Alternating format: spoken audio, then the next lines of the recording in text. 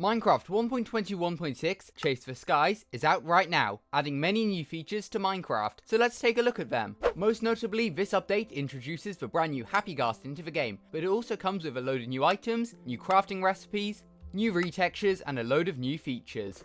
But starting off, one of the first things you may notice when you log into one of your worlds of a new update is the fact that the cloud textures have actually changed. And honestly, I haven't really looked at them much, but I really like the new designs of them. And somewhere hidden throughout the cloud texture, there is actually a creeper face. Although this will be a rare occurrence to happen. And it may be noticeable, but fog has actually changed texture slightly. It sort of feels like there's more of like a white haze sort of in the distance. I actually really like the look of it now. And fog now also changes depending on weather. For example, when it begins to rain, you'll notice that the screen becomes much foggier and you'll be able to see a little bit less. And honestly, I think that's a really cool feature. And it does make a lot of sense. And then changing it to thunder, it looks pretty similar. In fact, it may get a little bit darker. But honestly, I think this is a really cool effect added in this update. But now let's take a look at probably the biggest part of this update, the new Happy Ghast. But first, there is a brand new block that you'll have to obtain, the Dried Ghast. Now, there are going to be 3 ways in order to encounter the new Dried Ghast block, so let's go through them. First of all, the way I'd recommend finding one for the first time is heading into the Nether, and then travelling over to a Soul Sand Valley biome, and looking around the Nether fossil bone structures. And although fairly rare, you will occasionally come across one of these brand new Dried Ghast blocks just surrounded by the bones. And all you need to do once you find it is just punch it with your fist in order to pick up the brand new Dried Ghast. But to actually create a brand new Happy Ghast, you will need to travel back into the overworld. However, first let's talk about the other ways that you can obtain this brand new Dried Ghast. First of all, you'll actually be able to craft it. All you'll need is 8 Ghast tears and a soul sand block. Meaning if you already have a long-term survival world, you don't even need to explore the Nether to unlock the Dried Ghast. This also makes it much easier in like multiplayer to obtain the new Happy Ghast. Another way that you'll be able to collect the brand new Dried Ghast is heading back into the Nether and trading with piglins, as there is now a 2.3% chance that you will get the Dried Ghast from bartering. So it is fairly rare, although it is now possible to get the Dried Ghast from piglins as well, which makes it easily renewable. And once you collect these Dried Ghast from one of those 3 methods, you can use it for a few things. First of all, you can just use it as decoration, because honestly, I think it looks really nice.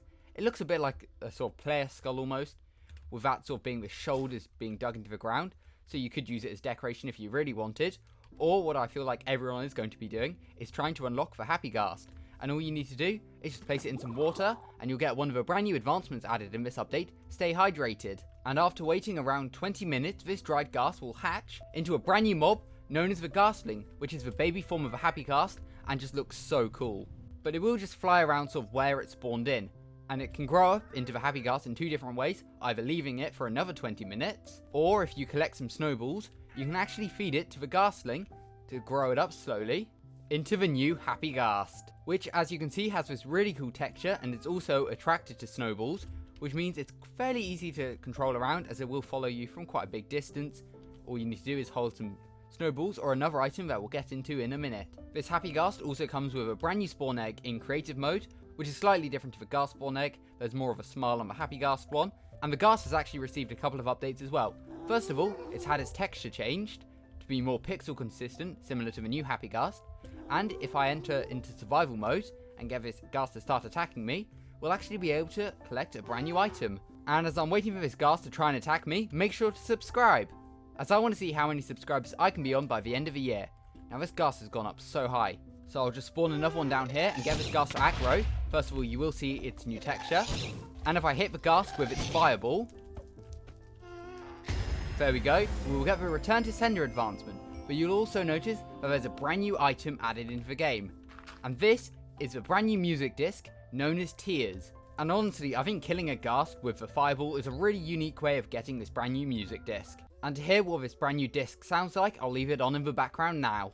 Anyway, let's move back onto the Happy Ghast, as this is a brand new item added into the update known as the Harness. In fact, it's not one brand new item, as there are 16 different colours made out of the different colour wools. And it's also fairly easy to craft. All you'll need is 3 pieces of leather, 2 glass, and a colour of wool of your choice. Then just place the 3 leather, the 2 glass, and a purple wool in the middle in order to get whichever colour harness you want. And simply to attach it to the Happy Ghast, all you need to do is lure it down to you, as it is attracted to the harness as well.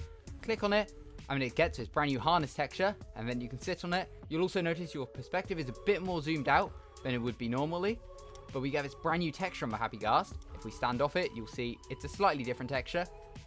Sit on top of it, it'll have its goggles over its face and look really cool.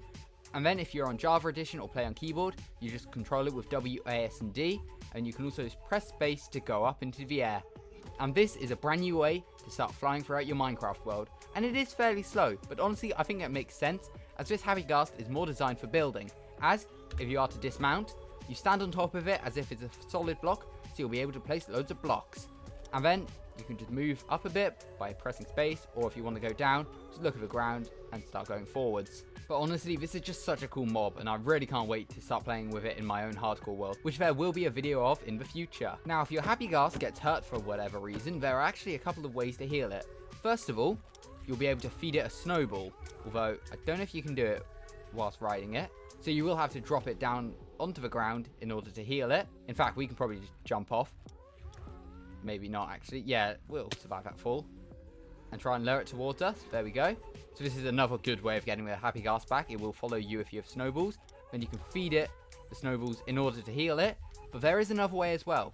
For example, if it starts to rain, or if it starts to snow, the Happy Ghast will slowly regenerate its health. This Minecraft update also introduces brand new crafting recipes into the game. First of all, we have an updated crafting recipe for leads, which once required 4 pieces of string and a slime ball, but now just require 5 pieces of string, which makes them much easier to obtain early game. And this is because leads have been seriously buffed in this update, which we'll take a look at shortly. As first of all, I want to take a look at the brand new crafting recipe for the saddle. Finally, after years of being in the game, the saddle has a crafting recipe, simply just using 3 leather and an iron ingot, making it very easy to obtain early game, which is great for early game transport. And as well as this, many structures in the game, including desert temples and strongholds, now have their loot slightly changed, so that saddles no longer spawn in the chests, but instead it is replaced with leather. Horses have also been improved in this update, so that now you can feed them with carrots, feed them to gain their trust, heal them, or grow up baby donkeys, horses and mules. As well as this, shears have actually been improved, so that you can now remove the saddle or the carpet off a horse, donkey, mule, strider, pig or llama. Although unfortunately you won't be able to remove chests off of donkeys, mules or llamas, which I feel like is a bit of an oversight, as I would love to be able to just remove the chests off a llama at some point, but you can just simply remove a saddle off a pig now, so you no longer have to kill it for the saddle. Although with a brand new saddle recipe, you shouldn't be low on any saddles. One of the biggest features of this update is the improvement to leads, and this is just an example of what you can do, as now you can actually attach mobs to each other with leads. So I'll spawn a bunch of pigs in for an example. All you can do is tie one of them up with a lead, and you'll actually see that the lead has now a thicker design, which is cool. And then you'll be able to click the lead, so you can tie 2 mobs together, and then you can actually lead that mob, so you have a chain of mobs, or lead it to another mob. We'll drag it over to this pig. So then we can create a giant train of pigs, which I think is really cool. Then you can drag all of them along. So now we just have a big chain of pigs. But there's more you can do, as you'll actually be able to tie them up to the Happy Ghast, so you'll be able to fly loads of different mobs around your Minecraft world. However, with the Happy Ghast you may notice a slight texture change. As with the boat, it links onto 4 different points, a bit like a hot air balloon, and that is the case for other mobs such as camels, horses or mules, as well as boats, which is just so cool, as now the Happy Ghast is probably going to be the best way that you can transport villagers, as all you need to do is trap a couple of villagers in a boat and connect it to the Happy Ghast, and then you'll be able to ride the Happy Ghast and fly it to exactly where you want these villagers to be. And if you want to remove a lead, you can actually just use shears, which will snip the leads off of the Happy Ghast. Then you can also use shears on the Happy Ghast again in order to remove the harness. But honestly, just being able to tie mobs together is such an improvement with the lead, and I'm glad that's actually in the game, as it's just going to make transport so much easier in the future. Another feature of this update is the improved potions. Now you'll be able to use a splash potion at your feet to get the full 8 minutes of effect, which you would only be able to do if you hit it on your head before. This update also introduces a brand new change to the clouds, which I forgot to mention earlier on. All you need to do is head into your video settings, and you'll notice that there's a new option for cloud distance. So you can turn it all the way to 2 chunks to pretty much get rid of the clouds, or set it to around 62 or 64 so the clouds can slowly fade out, or if you boost it all the way to 128, you'll see that the chunks now actually go far past your render distance, which is a really cool addition. This update also adds another feature to the options. If you head into music and sounds, you'll see that there's actually a few new ones. For example, there's a UI sound, so you can make it louder or quieter, as well as music frequency, so you can set it a constant, meaning Minecraft music will constantly play in the background. Default, so it's a bit slower, or frequent, so it plays a bit more than default. Personally, I'm going to have it on constant, honestly, but you can turn music on, and you'll notice this next new feature, the Show Music Toast. And the Music Toast is a feature which tells you what song is playing in the background. For example, right now we have Aaron Sharoff, Featherfall, which actually also just plays if you pause the game now, which I think is quite a cool feature. But honestly, I really like this Music Toast, as it will allow you to know exactly which Minecraft song is playing when. As well as this, 5 brand new soundtracks have been added within this update, which you should have heard throughout the background of today's video. These include Lilypad, plays in the Frozen Peaks and Groves, Below and Above, playing in the Cherry Groves, O's Piano, playing in Lush Caves, Broken Clocks, playing in Forests, and Fireflies, playing in Desert. This update also adds another brand new advancement into the game. All you need to do is place down a pale log with a creaking heart with a pale log on top to get the heart transplanter advancement. This update also adds the brand new locator bar into the game, which is only seen within multiplayer, which basically just shows you where players within your world actually are, although this isn't toggled on by default and it is a game rule. But that is pretty much it for the 1.21.6 game drop for Minecraft Java Edition. However, Bedrock Edition does get a bonus brand new feature with vibrant visuals, Minecraft's brand new shaders. Java Edition may get them at some point in the future though. So if you enjoyed today's video, make sure to subscribe and let me know what your favourite part of this brand new update was. Personally, I can't wait to start playing with the Happy Casts. I also love the new lead crafting recipes. Honestly, I just really like this update. So if you want to see me experience this update in hardcore mode, make sure to subscribe, as I'll be uploading a brand new video at some point in the near future of me collecting every item inside of my Minecraft hardcore world. But if you enjoyed today's video, don't forget to subscribe.